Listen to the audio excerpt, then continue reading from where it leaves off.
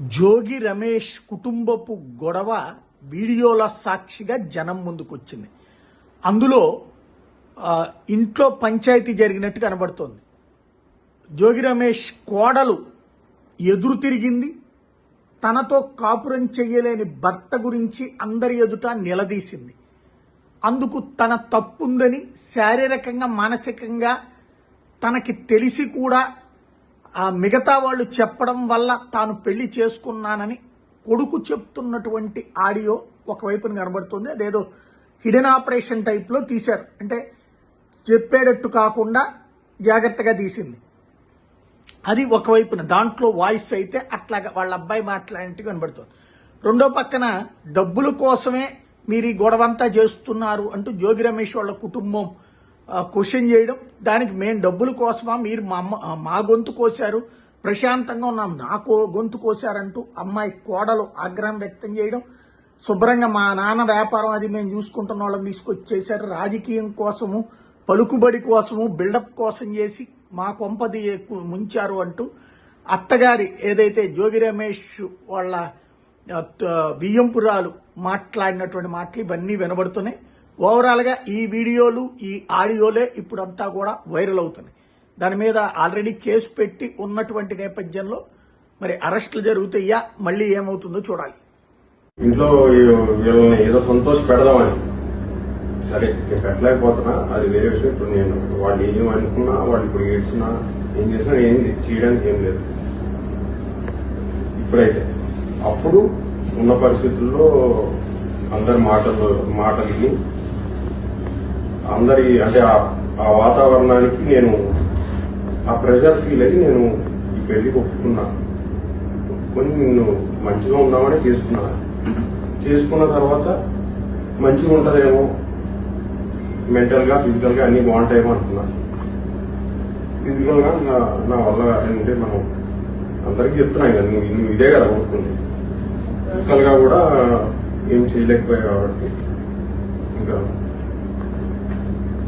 పరిస్థితి ఇంకేం.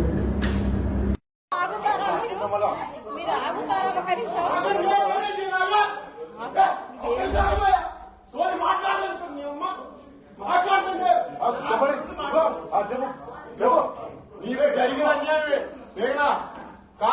కానీ నీకు దెబ్బ తగిలింది.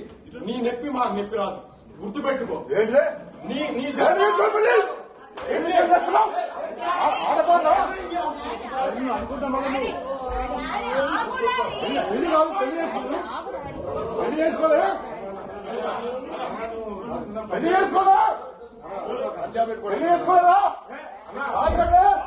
పుణ్యానికి వచ్చిందా బిడ్డ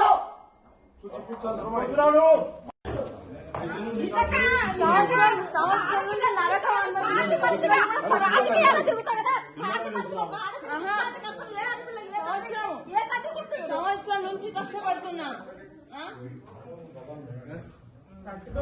హాయిగా జిమ్కి వెళ్ళడం, తినడం, రావడము నాకు అయిపోయింది. చేసుకున్నా వదిలేసిన,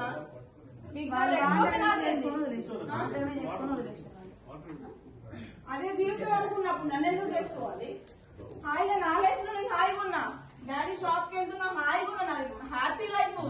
ఎవరడిగిన డబ్బులు నీ పబ్లిసిటీ కోసం, పబ్లిసిటీ అందరు చూపించడం కోసం, పెళ్లి చేసి చూపించడం కోసం, అదే ఫిజికల్ కన్ఫిట్ అని మనకి తెలిసి వాళ్ళ రాజకీయం కోసం చేసి తెలవడం కోసం చేసింది. వదిలిపెడతామన్న ఉద్దేశంతోనే చేస్తుంది. అదే తెలిసి విజయ్ లేదు, వీళ్ళు చంపుతారో ఏం చేస్తారో ఏదైనా కానీ సావకాశం నేను సావకాశం సిద్ధమే. ఎక్కడైనా ఇబ్బంది పట్టుకున్నాను నేను.